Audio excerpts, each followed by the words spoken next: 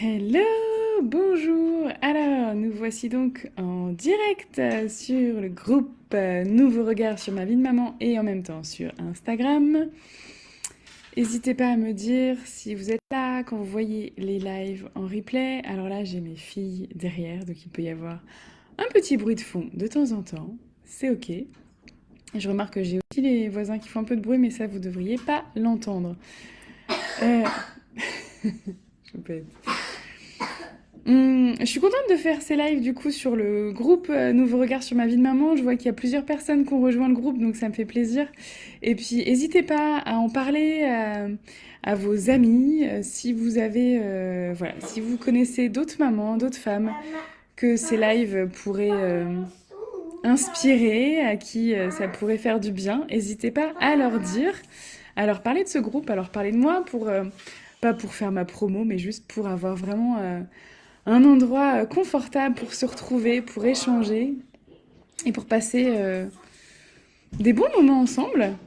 Et vraiment, voilà, mon but c'est de contribuer à ce que chacun trouve des clés, trouve des pistes. Et c'est marrant parce que j'en parlais ce matin avec, j'ai été contactée par une jeune femme qui se pose des questions sur son avenir et du coup qui voulait avoir mon retour d'expérience. Et du coup, on parlait de mes lives.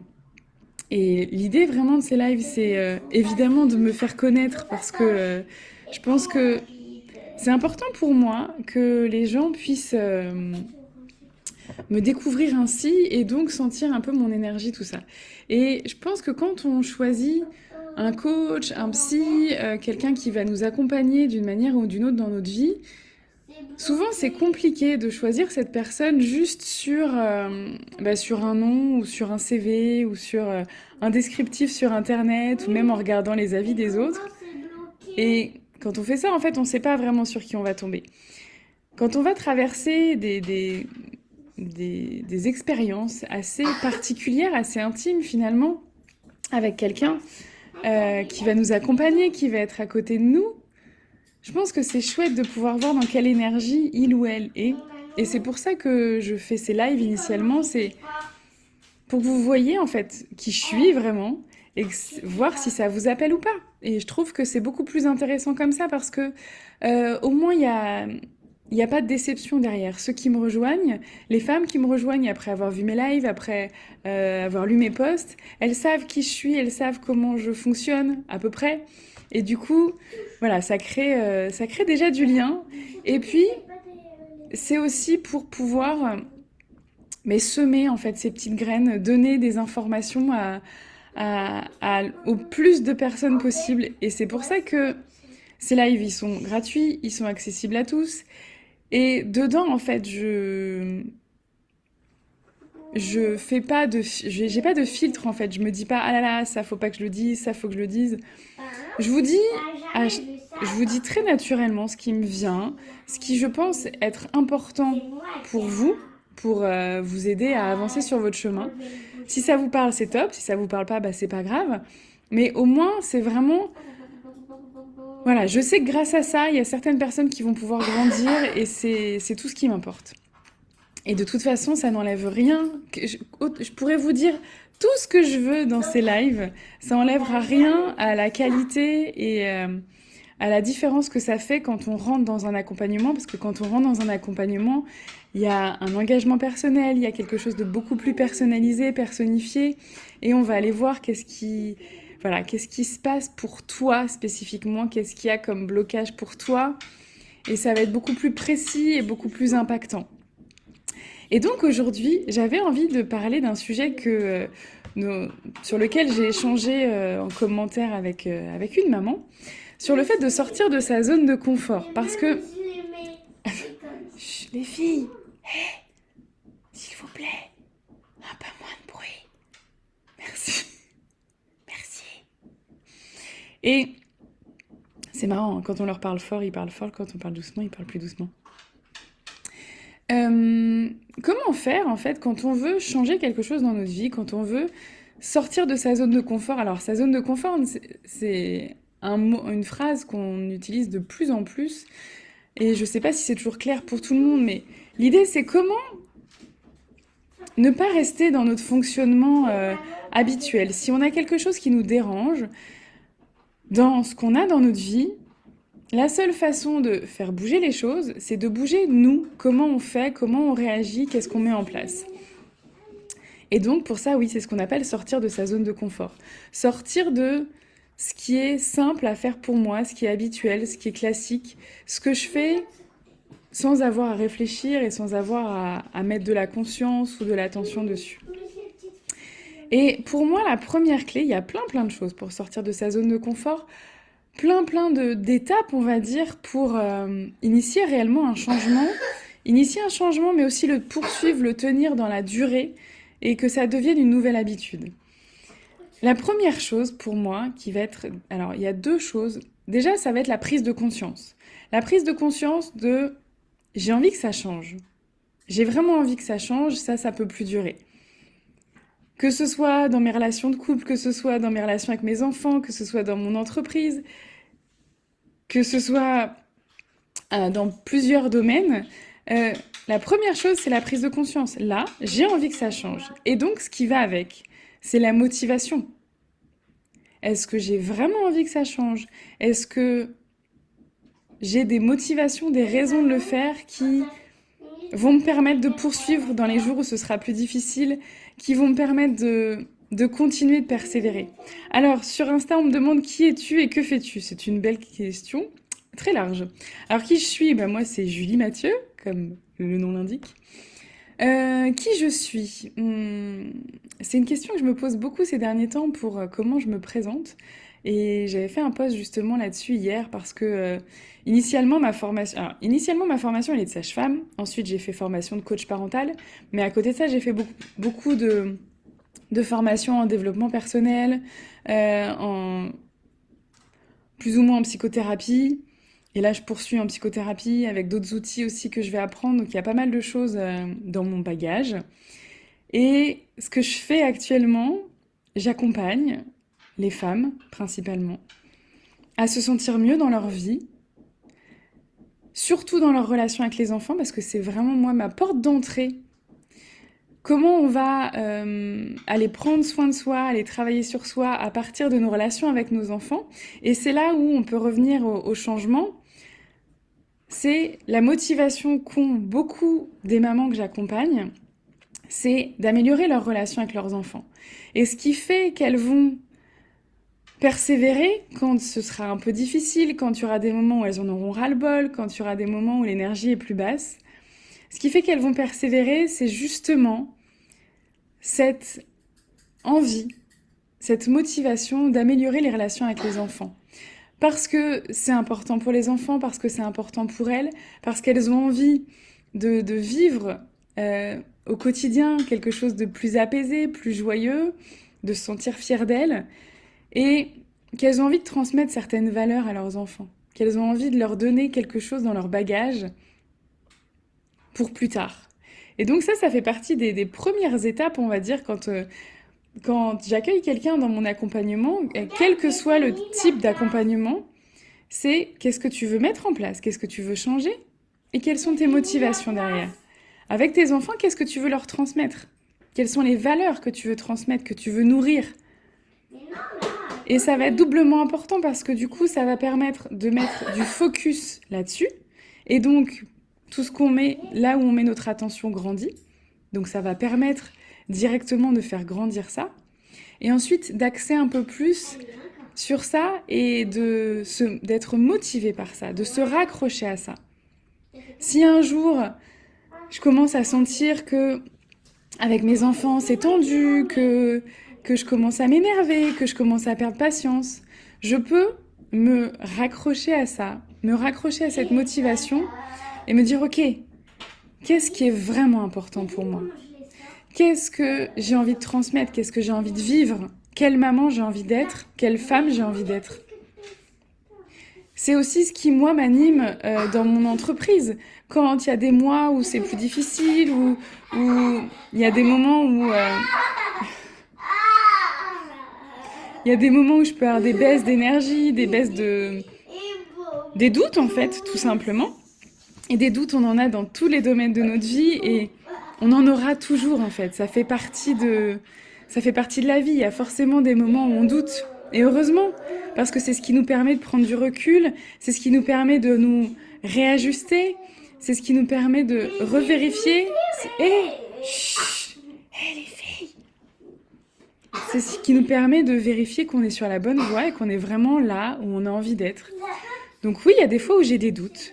Dans ma vie de maman, dans ma vie de femme, dans ma vie de couple, dans ma vie de coach. Et dans ces moments, je me recentre sur qu'est-ce qui est important pour moi. Qu'est-ce que j'ai envie de vivre, de transmettre. Là, par exemple, sur mes lives, des fois, il y a peut-être des jours où j'ai moins envie de le faire. Et du coup, je me reconnecte à, ok, pourquoi j'ai fait ça à la base? Qu'est-ce qui fait que j'ai envie de faire ça? Qu'est-ce qui fait que je me suis dit que tous les jours, j'allais faire des lives?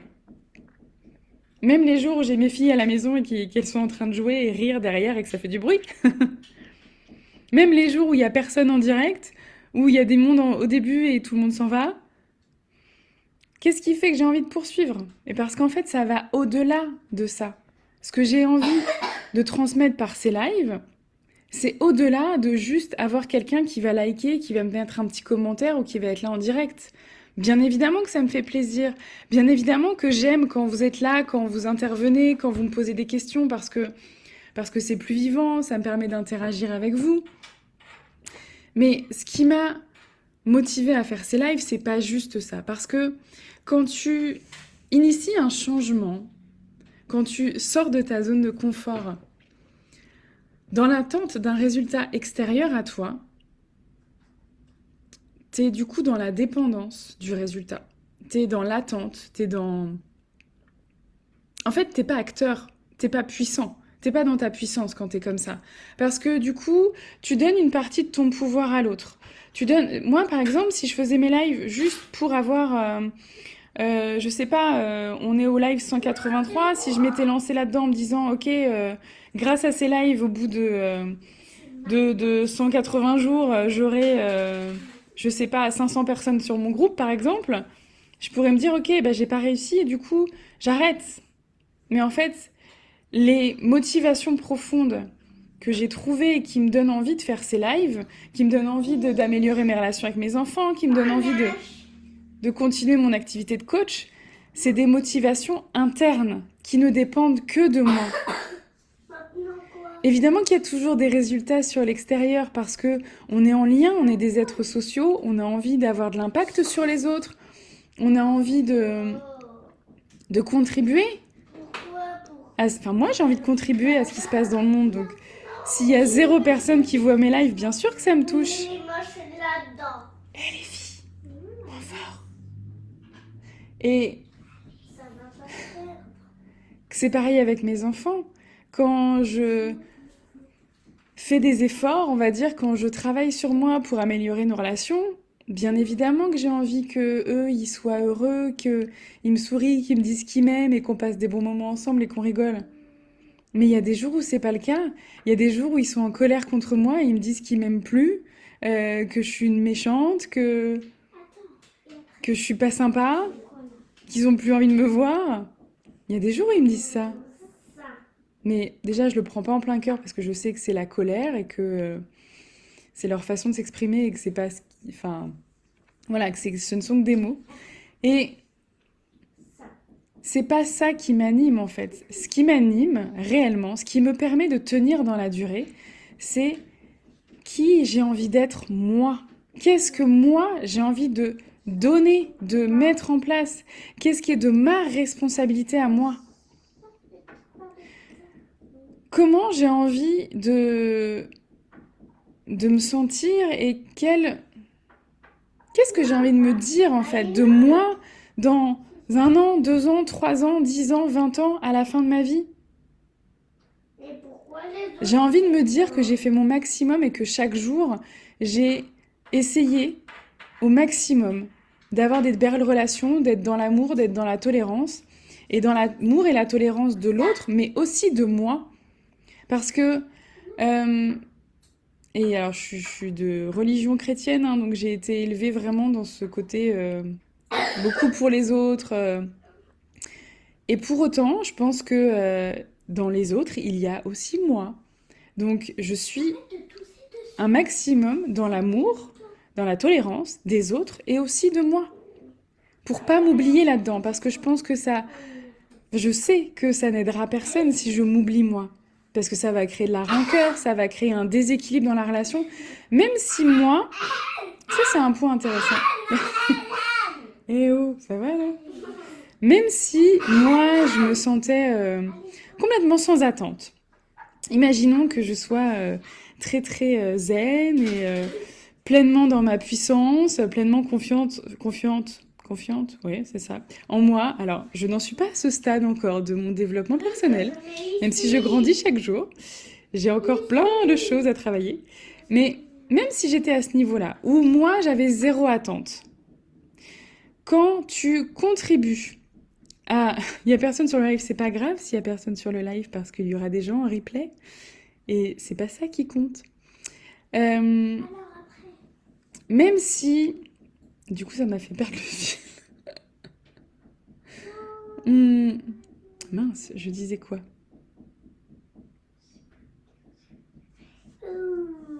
Eh ben, ça m'a vraiment perdu, ce commentaire. T'en as perdu un. T'en as perdu un. Mais tout ça pour dire que je donne pas mon pouvoir aux autres. Je suis pas dans l'attente de ce qui se passe envers les autres, même s'il y en a. Ah oui, je me souviens de ce que je disais. Et donc, même si j'étais pas du tout dans l'attente, parce que bien évidemment que j'en ai quand même. Bien évidemment que j'aime quand il y a des gens qui réagissent, j'aime quand il y a des personnes en live, j'aime quand il y a des interactions. J'adore quand j'accueille des nouvelles clientes parce que c'est ce qui me fait vibrer. Et même si j'étais pas dans cette attente-là, si je contribue et que en face tu n'as pas l'occasion de rendre, ça crée un déséquilibre dans la relation. Donc quand on est dans cette façon de voir les choses, de tout pour les autres, je fais tout pour les autres, je fais tout pour mes enfants, je leur demande rien en retour, je fais... Alors, je parle un peu seule, mais c'est pas grave en fait, parce que je sais qu'il y a plein de monde qui les lit, qui les voit après mes lives. Je fais des lives tous les jours, et puis il y a pas personne, il y a toi, et sur Facebook aussi il y a des gens, parce que je suis sur les deux plateformes en même temps. Et de toute façon, bah, j'ai confiance, donc il y a aucun souci. Et en fait, quand tu es absolument pour le... Je contribue pour les autres sans rien attendre en retour, si tu laisses pas les autres te donner, ça crée un déséquilibre. Quand il y a quelqu'un qui fait quelque chose de fort pour toi, quand il y a quelqu'un qui te dit quelque chose qui va changer ta vie, qui te fait passer un message, qui va te permettre une prise de conscience, qui va changer quelque chose pour toi, ça crée quelque chose dans la relation qui est positif, hein, mais où on a naturellement besoin de rendre l'appareil, que ce soit de dire merci, que ce soit de contribuer d'une manière ou d'une autre. Donc quand quelqu'un veut te remercier, quand des personnes autour de toi veulent t'aider par exemple, quand tu vois, quand tu as des difficultés dans ta vie de maman, dans ton organisation et qu'il y a des personnes qui veulent t'aider et que tu es toujours...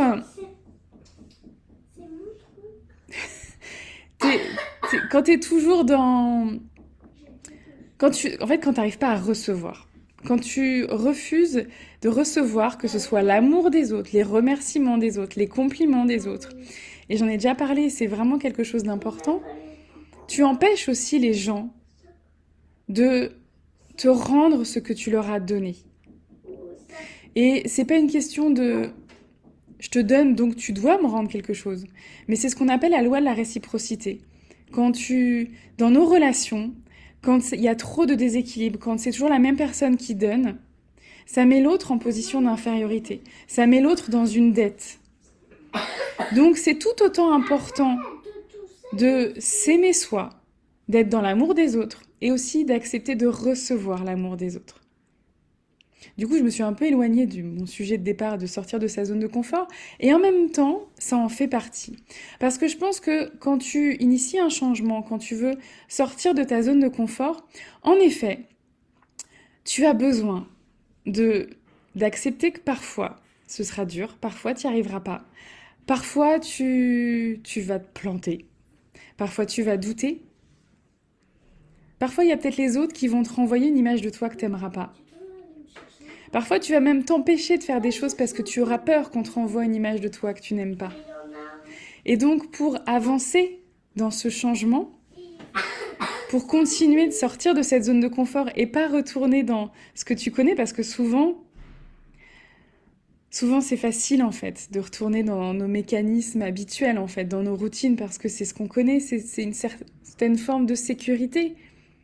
Même si ça ne te correspond pas et que tu as l'impression que ça t'empêche de grandir, ben c'est sécurisant parce que c'est ce qu'on connaît. Et pour aller au-delà de ça, c'est vraiment de se donner de l'amour, et de l'amour même quand on ne correspond pas à ce que les autres attendent de nous. De l'amour même quand on rate, de l'amour même quand on galère, de l'amour même quand on a l'impression de ne pas avoir les résultats qu'on veut.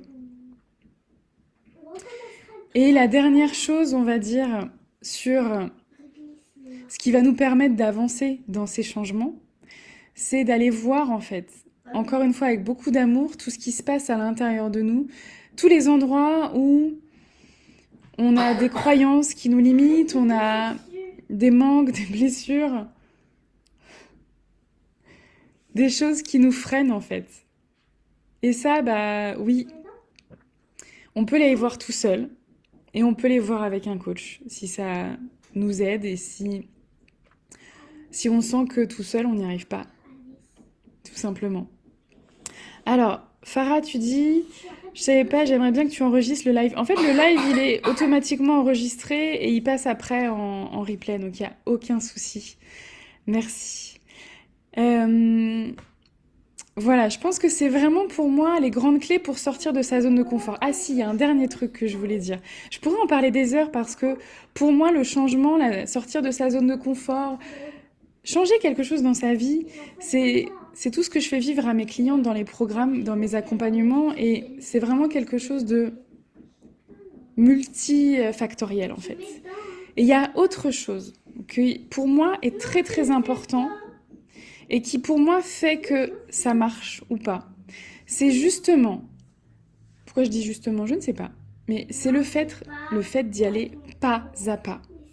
Quand tu veux initier un changement dans ta vie, quand tu veux faire une sortie de zone de confort, mais que tu sors trop loin de ta zone de confort, que tu fais un trop gros pas en avant, que tu fais un trop gros changement, quelque chose de trop difficile, trop énergivore, tu vas tenir en tension et du coup tu vas vite te fatiguer et tu vas... En fait, plus t'augmentes le niveau d'inconfort et plus t'augmentes justement cet inconfort, ce malaise, ces peurs, ces doutes. Et donc, tu as besoin de plus d'énergie pour tenir. Ce qui va faire que... Et le problème quand tu fais ça, c'est que tu risques de retourner complètement en arrière. C'est comme, on en parlait dans l'événement Au cœur des mamans, on en a parlé à plusieurs reprises, notamment sur l'alimentation. Parce que c'est un sujet qui est, je trouve, facile à comprendre avec l'alimentation. Si tu veux faire un régime, un régime ou un rééquilibrage alimentaire, parce que régime, je trouve que c'est... bref. Les régimes, ça sert à rien. Mais si tu veux changer ton alimentation, ou si tu veux passer au zéro déchet, par exemple, autre exemple. Tu veux passer au zéro déchet, tu veux réduire tes déchets. Ok. Soit tu te dis, du jour au lendemain, je change tout. Et là, gros changement, ça veut dire que tu es sur 10 tableaux en même temps et c'est vraiment difficile. Soit tu te dis, ok, on va y aller étape par étape. Je vais commencer par acheter des pots pour mettre tous mes trucs en vrac. Je vais commencer par trouver d'autres recettes. Je vais commencer par trouver un autre endroit pour faire mes courses. Et petit à petit, je vais mettre en place une première habitude. Je vais faire un premier pas. Et quand ce premier pas, il deviendra plus confortable, je vais pouvoir faire le deuxième. Et quand cette deuxième étape, elle sera plus confortable, je vais pouvoir en faire une troisième, etc., etc. Et c'est ça qui va faire que tu vas marcher petit à petit et que tu vas vraiment avancer. Quand tu essayes de faire un gros saut en avant, tu as plus de chances de te casser la figure. C'est plus facile de tenir sur la durée quand tu fais petit pas par petit pas. Donc c'est de trouver quel est le premier petit pas vers l'objectif que tu as envie d'atteindre, qui soit suffisamment challengeant pour te faire avancer, mais suffisamment accessible pour que tu puisses le tenir dans la durée. Et une fois qu'il est acquis, tu passes à un autre. Mais quand tu veux brûler les étapes, ben, tu te brûles les doigts.